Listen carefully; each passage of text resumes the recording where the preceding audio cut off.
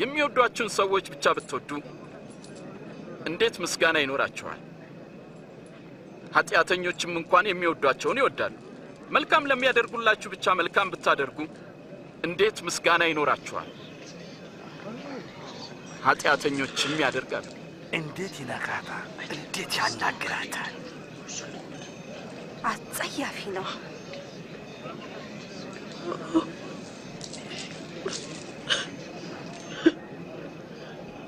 ፈጽሙ። ጠላቶቻችሁን ውደዱ፣ መልካምም አድርጉላቸው። ምንም ተስፋ ሳታደርጉም አበድሩ። ያኔ ዋጋችሁ እጅግ ታላቅ ይሆናል። የልዑል እግዚአብሔር ልጆች ትሆናላችሁ። እርሱ ለሚያመሰግኑትና ለክፎች ቸር ነውና። ሩሩዎች ሁኑ፣ አባታችሁም ሩሩ ነውና።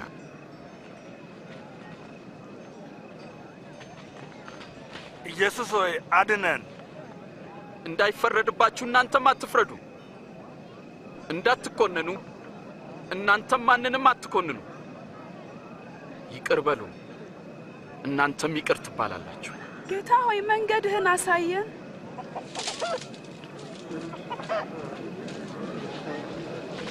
ስጡ፣ ለእናንተም ይሰጣችኋል። በምትሰፍሩበት መስፈሪያ ለእናንተም ይሰፈራል። እውር እውርን ይመራ ዘንድ አይችልም፣ ምክንያቱም ሁለቱም በጉድጓድ ይወድቃሉ። በራስ አይን ውስጥ ያለውን ግንድ ሳታይ በወንድም አይን ያለውን ጉድፍ ለምን ታያለህ?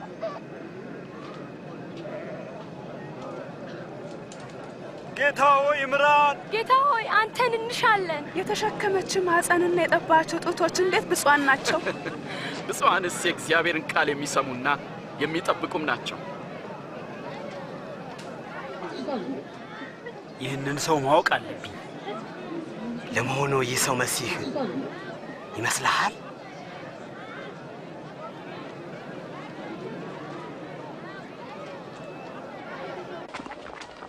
አንድ ፈሪሳዊም ኢየሱስን ራት ይበላ ዘንድ ጋበዘው። እሱም ፈቅዶ በቤቱ ገብቶ ተቀመጠ። ልጆች ወደዚያ ሄዱና ተጫወቱ። ትሰሙኛላችሁ? ሂዱ። ልጆች ተንኮልና ጥፋት ይወዳሉ። ደሞ እዚህ ምን ትሰራለች? እኔ እንጃ።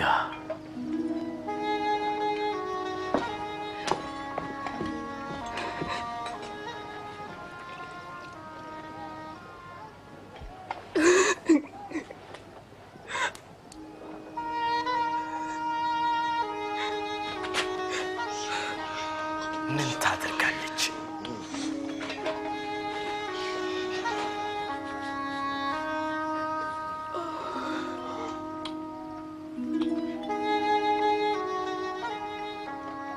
በእርግጥ ይህ ሰው ነቢይ ቢሆን ኖሮ ይቺ የምትነካው ሴት ማን መሆኗን ባወቀ ነበር።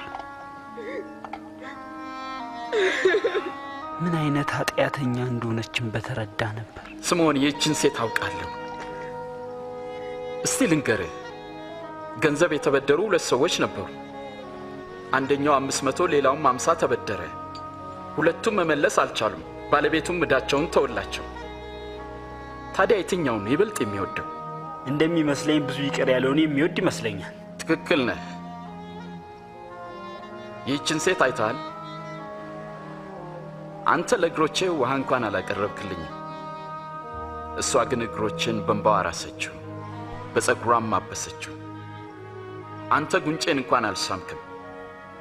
እሷ ከመጣው ጀምሮ እግሮቼን ከመሳም አላቋረጠችም። አንተ ለራሴ የወይራ ዘይት አልሰጠኸኝም። እሷ ግን እግሮቼን በውድ ሽቶ እያበሰችው። እውነት እልሃለሁ፣ የምታሳየው ፍቅር ብዙ ኃጢአቷ ይቅር እንደተባለላት ያሳያል። ትንሽ ይቅር የተባለ ሰው ትንሽ ፍቅር ብቻ ያሳያል።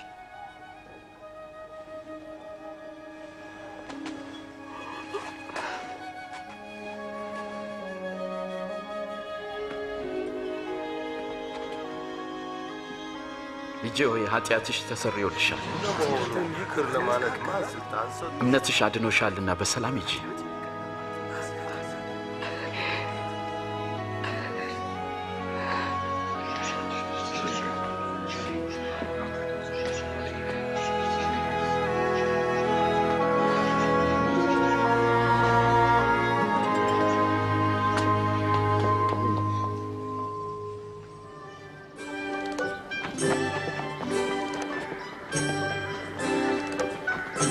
ከዚህም በኋላ ኢየሱስ እየሰበከና ስለ እግዚአብሔር መንግሥት የምሥራች እየተናገረ ነበር። ደቀ መዛሙርቱና ከክፉ መናፍስት የተፈወሱ ሴቶችም ከእርሱ ጋር ነበሩ። ከእነርሱም መካከል ማርያም መግደላዊት፣ የሄሮድስ አዛዥ የኩዛ ሚስት ዮሐናም፣ ሶስና።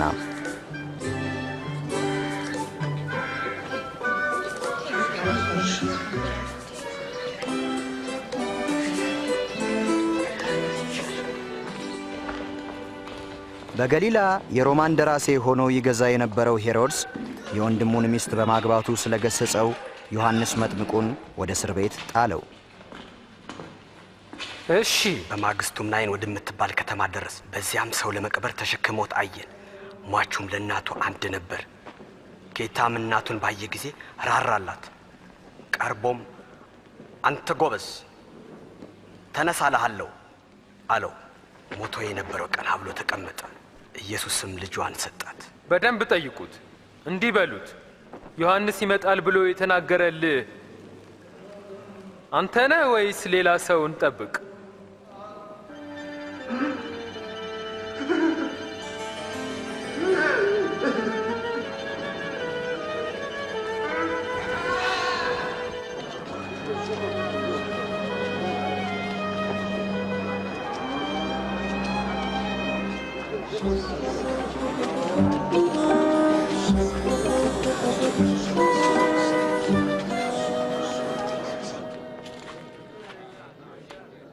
ጌታ ሆይ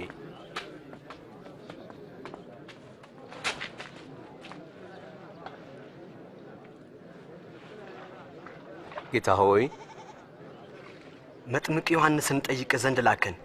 ይመጣል የተባልከው መሲህ አንተ ነህን ወይስ ሌላውን እንጠብቅ ብለዋል? ሂዱና ለዮሐንስ ያያችሁትን ንገሩት። ዕውሮች ያያሉ፣ አንካሶችም ይዘላሉ። በእኔ የማይሰናከለው ምንኛ ብፁዕ ነው።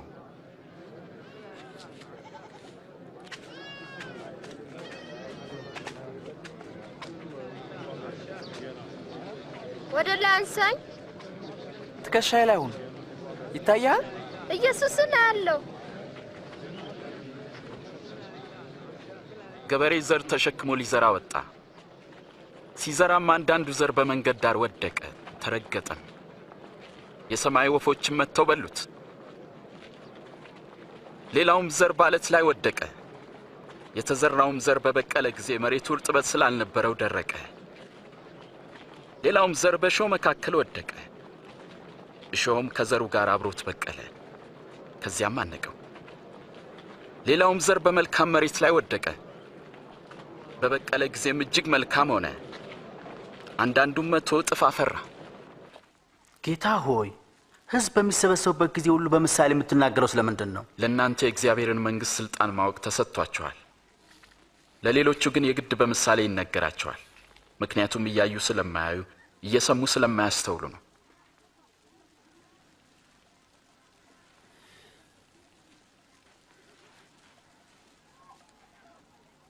የምሳሌውም ትርጉም ነው።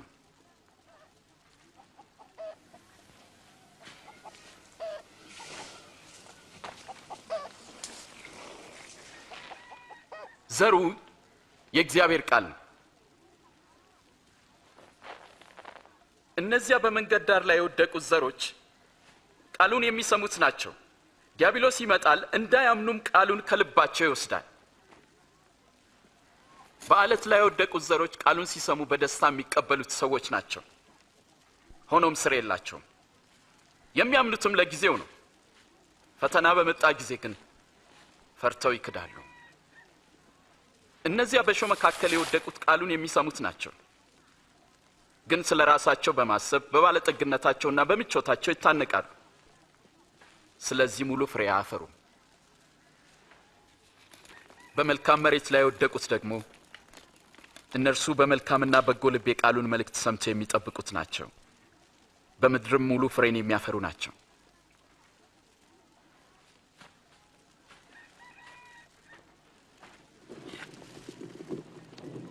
መብራትን አብርቶ በእንቅብ የሚከድነው ከአልጋ ስርም የሚያኖረው የለም፣ ከዛ ይልቅ በመቅረዝ ያኖረዋል።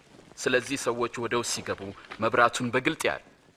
የማይገለጥና የተሰወረ ወደ ግልጥም የማይወጣ የሚደበቅና የተሸሸገ ምንም ነገር ሊኖር አይችልም። እንግዲህ እንዴት እንድትሰሙ ተጠበቁ፣ ምክንያቱም ላለ ሁሉ ይሰጠዋልና ከሌለውም አለኝ የሚለው ያው ጥቂቱ ነገር እንኳን ይወሰድበታል። መምህር፣ እናትና ወንድሞች ከውጭ ቆመው ሊያዩ ይፈልጋሉ። እናትና ወንድሞቼ እግዚአብሔርን ቃል የሚሰሙና የሚታዘዙም ናቸው።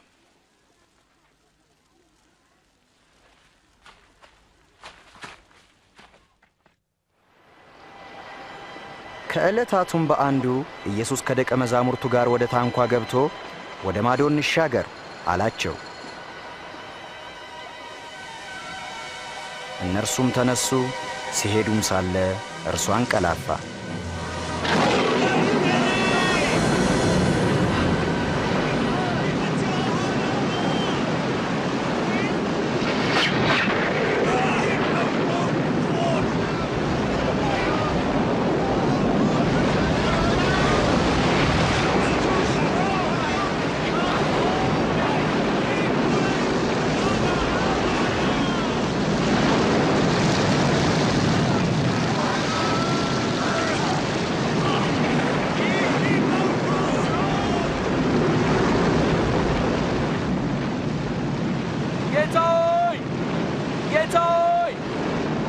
ኢየሱስ ሆይ እባክህ ማለቃችን ነው። ማዕበሉ እያናወጠን ነው። ጠፋን። ጌታ ሆይ አድነን።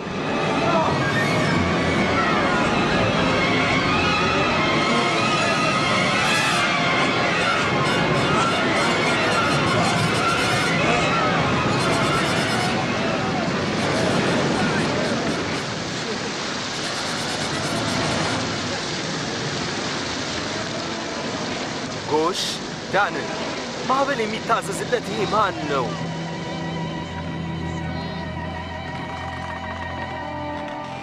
እምነታችሁ ወዴት አለ?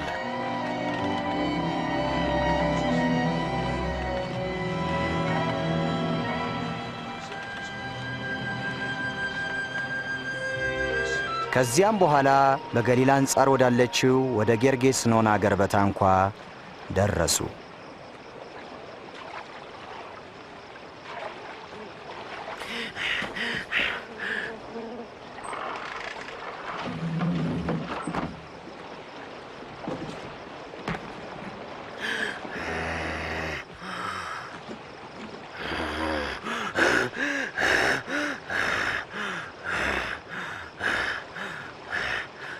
ኢየሱስ ሆይ የልዑል እግዚአብሔር ልጅ ሆይ እኔ ካንተ ጋር ምን አለኝ? እባክህ አታሰቃይ። ማን ትባላለህ?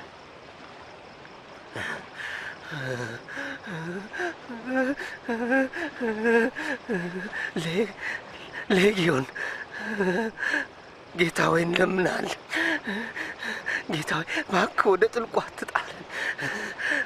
ወደ አሳማዎቹ መንጋዎች ሄደን እንግባ።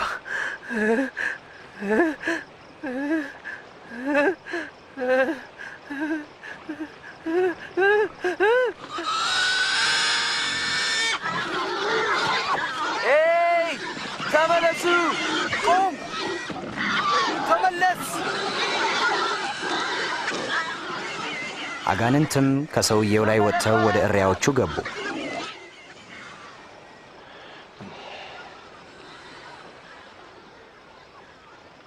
ከዚህ ሂድልን! ሂድ፣ አንፈልግህም! ተወን! ከዚህ ቦታ ሂድልን! ሂድ፣ ጥፋ! ሂድ፣ ከዚህ ቦታ ጥፋ! ወደምትሄድበት ሁሉ እከተልሃለሁ። እባክህ ካንተ ጋር ልምጣ። ቤቴ ሄደ እግዚአብሔር ያደረገልህን ተናገር።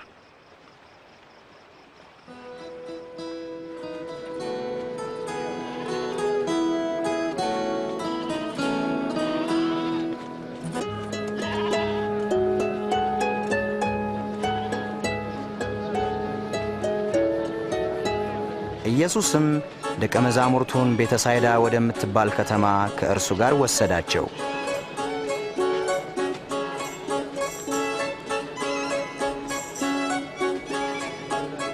ሕዝቡም ስለ እርሱ ስላወቁ በብዛት ተከተሉት።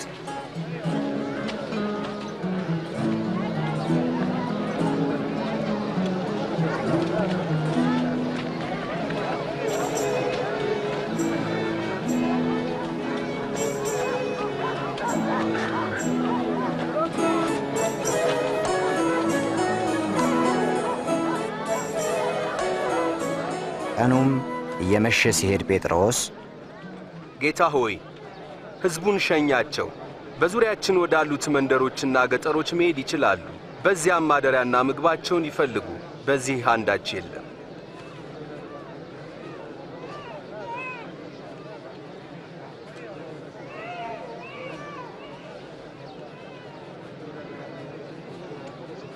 እናንተ የሚበሉትን ስጧቸው።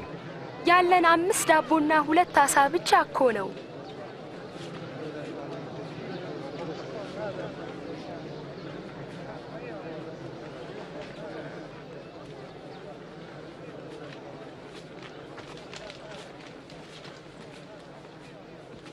የዓለም ንጉሥ እግዚአብሔር ሆይ ከምድር በረከቱን የምትሰጥ ይህን ዳቦና ዓሣ ባርክልን።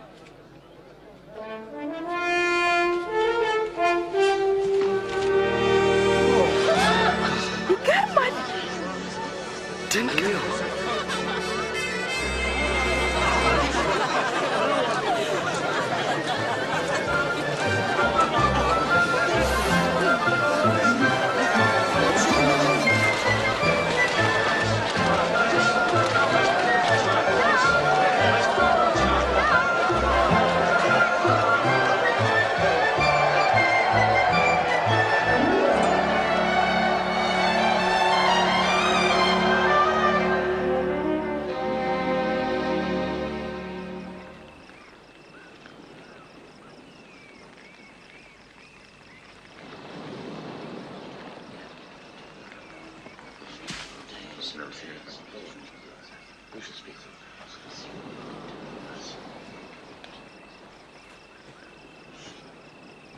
ሕዝቡ እኔን ማን ይለኛል?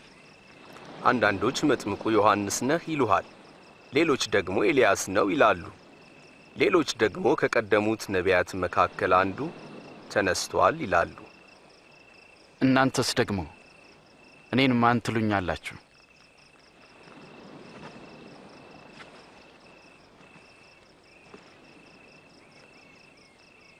አንተ ክርስቶስ ነህ።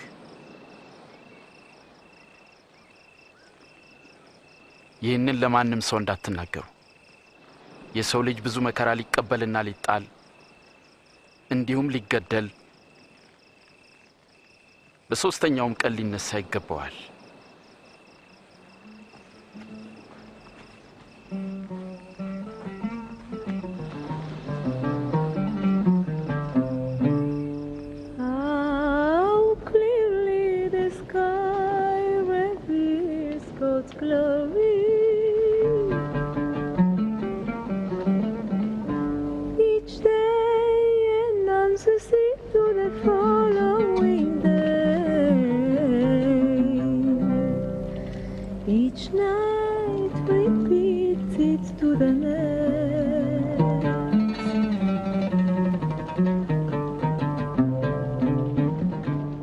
ከናንተ የሚከተለኝ ይኖራል። ጌታ ሆይ እኔ እከተላለሁ፣ ግን አስቀድሜ ሄጄ ቤተሰቦቼ ልሰናበት።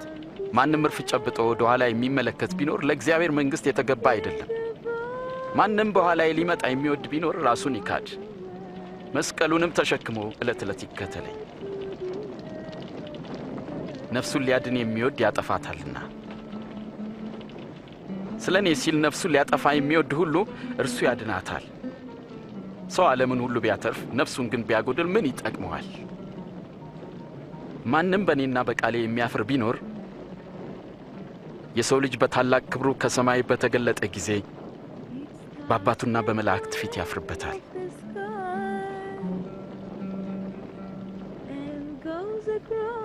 እውነት እላችኋለሁ በዚህ ከሚቆሙት የእግዚአብሔርን መንግሥት እስኪያዩ ድረስ ሞትን የማይቀምሱ አሉ።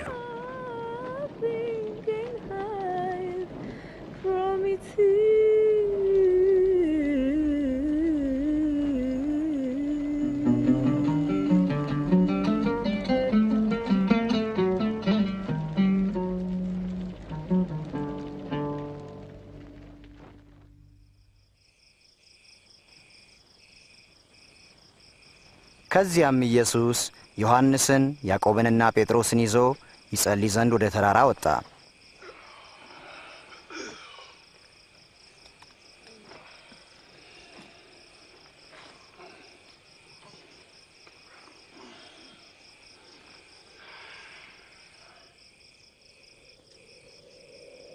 ሲጸልይም ሳለ የፊቱ መልክ ተለወጠ፣ ልብሱም ተብለጭልጮ ነጭ ሆነ። ወዲያውኑ እነሆም ሁለት ሰዎች እነርሱም ሙሴና ኤልያስ ከሰማይ በክብር መጥተው ይነጋገሩ ነበር።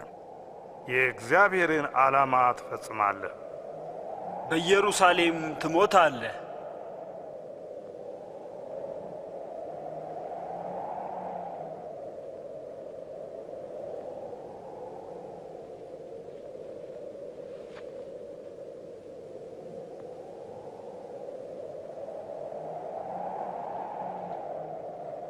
ከእርሱም ሲለዩ ጴጥሮስ ኢየሱስን እንዲህ አለው፣ አቤቱ ጌታ ሆይ በዚህ መሆን ለእኛ መልካም ነው።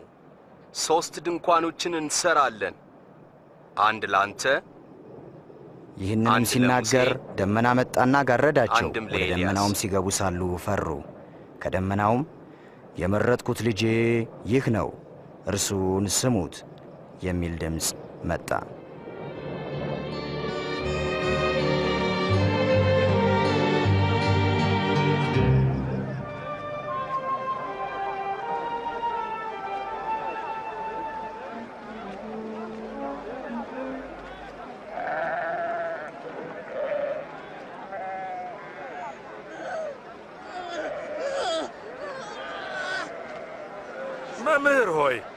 መምህር ሆይ ልጄን እንታይ ልለምንሃለሁ።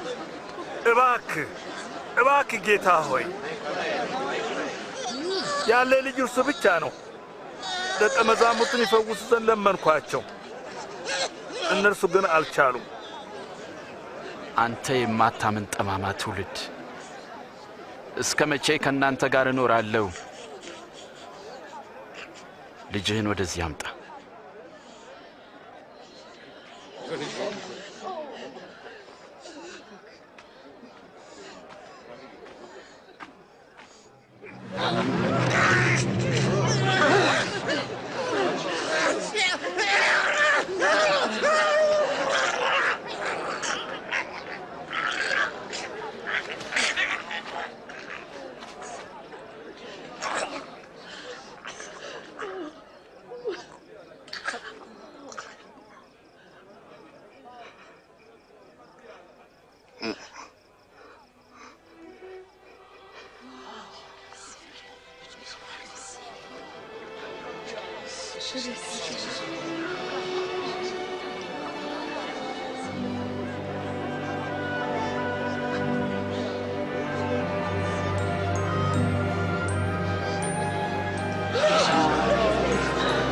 ፊቱ እንኳን ሳይቀር ተፈወሰ።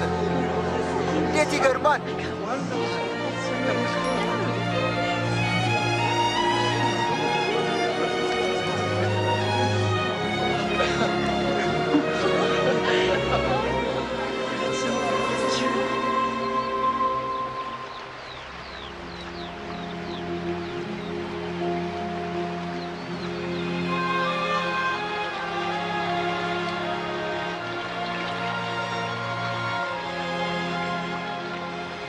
ዮሐንስ ደቀ መዛሙርቱን ጸሎት እንዳስተማረ እኛንም አስተምረን። ስትጸልዩ እንዲህ በሉ፣ በሰማይ የምትኖር አባታችን ሆይ ስምህም ይቀደስ፣ መንግሥትህ ትምጣ፣ ፈቃድህ በሰማይ እንደሆነች እንዲሁም በምድር ትሁን። የዕለት እንጀራችንን ስጠን፣ የበደሉንን ይቅር እንደምንል የእኛንም በደል ይቅር በለን፣ ወደ ፈተናም አታግባን፣ ከክፉ ሁሉ አድነን እንጂ።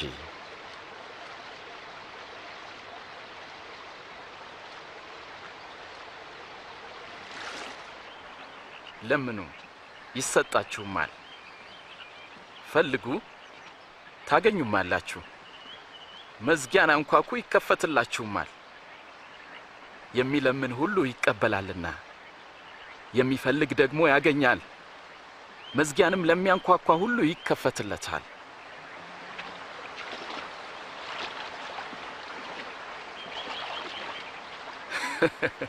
አባት ከሆናችሁ ከናንተ ከማናችሁም ልጁ አሳ ቢለምነው እባብን እንቁላል ቢለምነው ጊንጥን ይሰጠዋልን? ታዲያ ክፉዎች ሆናችሁ ለልጆቻችሁ መልካም መስጠትን ካወቃችሁ በሰማይ ያለው አባት ለሚለምኑት እንዴት አብልጦ መንፈስ ቅዱስን አይሰጣቸውም? እውነት እላችኋለሁ ለነፍሳችሁ ስለምትበሉት ነገር አታስቡ፣ ለሰውነታችሁ ስለምትለብሱት ነገር አትጨነቁ።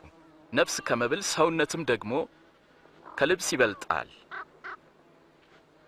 ቁራዎችን ተመልከቱ፣ አይዘሩም አያጭዱምም፣ ዕቃ ቤት ወይም ጎተራ የላቸውም፣ እግዚአብሔር ይመግባቸዋል። ታዲያ እናንተስ ከወፎች አትበልጡምን?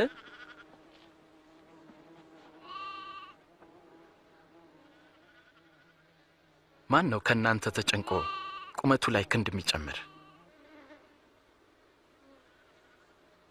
ትንሹን ነገር እንኳን ካልቻላችሁ ስለምን በሌላው ትጨነቃላችሁ? አበቦችን ልብ በሉ፣ እንዴት ነው የሚያድጉት? አይደክሙም አይፈትሉም። ሰለሞንስ እንኳን በክብሩ ከነዚህ ውስጥ እንደ አንዲቱ አልለበሰም። እግዚአብሔር ግን ዛሬ ያለውን ነገ ደግሞ የሚደርቀውን የሜዳ ሳር እንዲህ ካለበሰ እናንተንማ ይልቁን እንዴት አያለብስም? እናንተ እምነት የጎደላችሁ። ጌታ ሆይ እምነትን ጨምርልን። የሰናፍጭ ቅንጣት የምታህል እምነት ቢኖራችሁ ይህንን የሾላ ዛፍ ተነቅለ ወደ ባህር ተተከል ብትሉት በሚገባ በታዘዘ ነበር።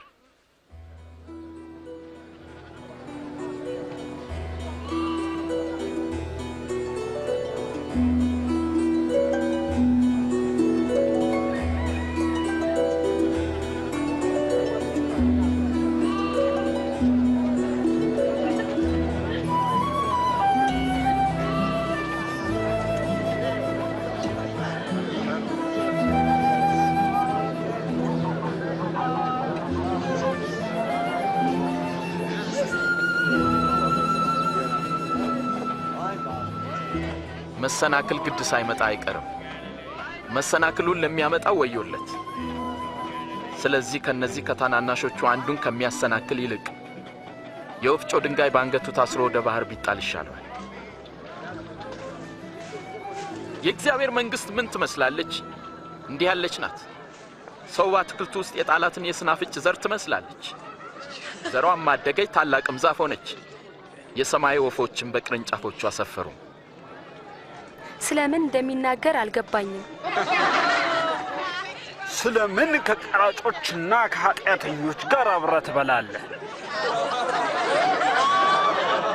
ጤነኞች ሐኪም አያስፈልጋቸውም፣ ህመምተኞች ግን ያሻቸዋል። ጻድቃንን ወደ ንስሐ ልጠራ አልመጣሁም፣ ኃጢአተኞችን እንጂ።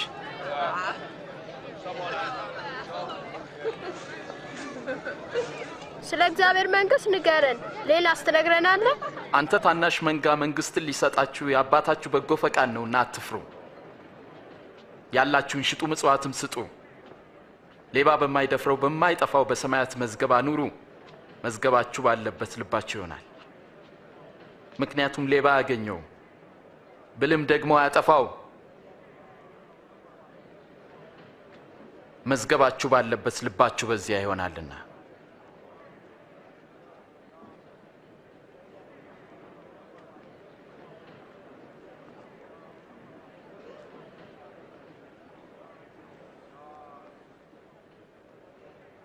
አንቺ ሴት ከያዘሽ ደዌ ተፈውሰሻል።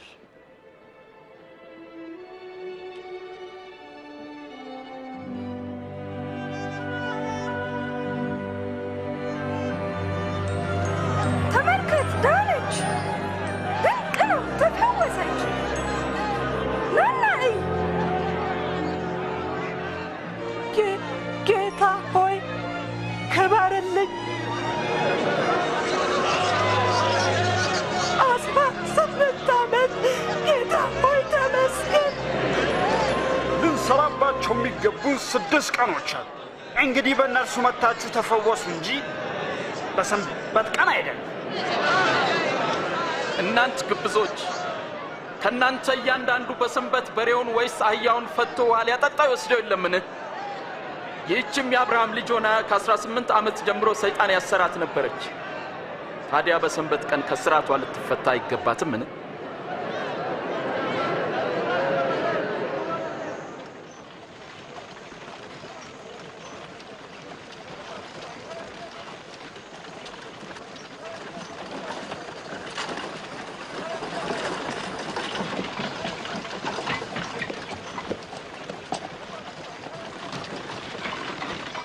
ቸር መምህር ሆይ የዘላለም ሕይወት እንዳገኝ ምን ማድረግ አለብኝ? ስለምን ቸር ትለኛለህ? ከአንዱ ከእግዚአብሔር በቀር ቸር ማንም የለም። ትእዛዙን አንተ ታውቃለህ።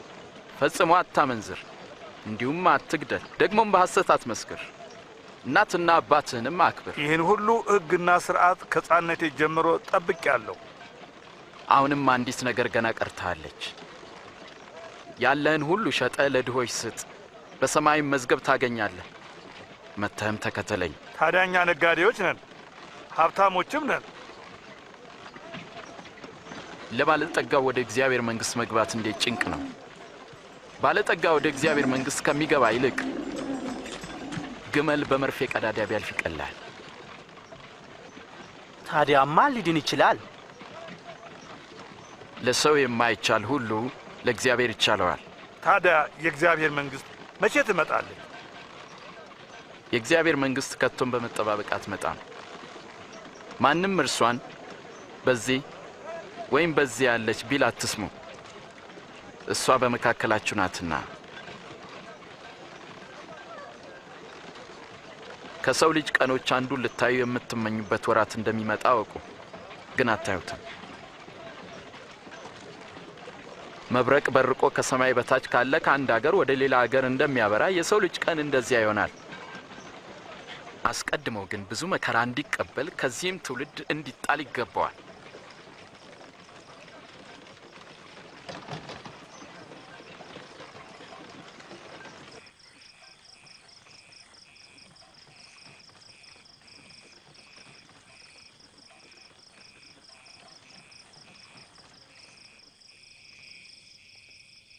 ነገር ግን ከሕግ አንዲት ነጥብ ከምትወድቅ ይልቅ ሰማይና ምድር ቢያልፍ ይቀላል እላችኋለሁና እናንተ የምታዩትን ብዙዎች ነቢያትና ነገሥታት ሊያዩ ወደዱ አላዩም፣ የምትሰሙትን ሊሰሙ ወደው አልሰሙም። ምን እናድርግ? በሕግ የተጻፈው ምንድን ነው? እንዴትስ ታነበዋለህ?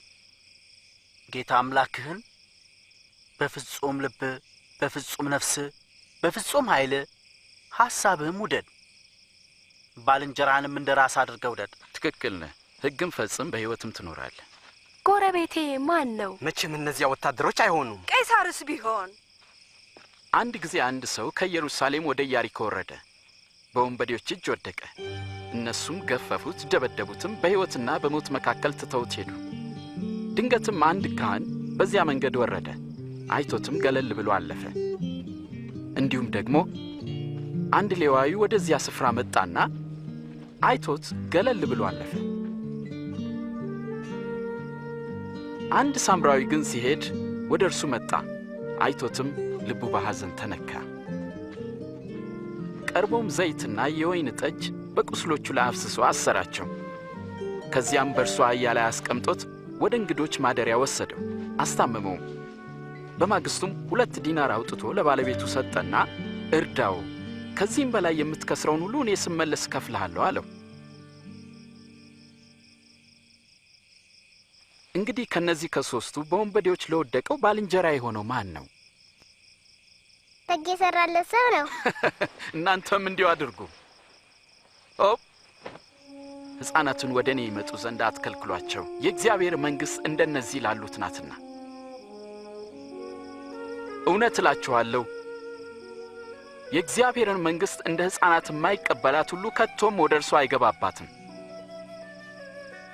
ማንም እነዚህን ሕፃናት በስሜ የሚቀበል እኔን ይቀበላል፣ ማንም እኔን የሚቀበል የላከኝንም ይቀበላል። ከእናንተ ታናሽ የሆነ ከሁሉም ታላቅ ይሆናል።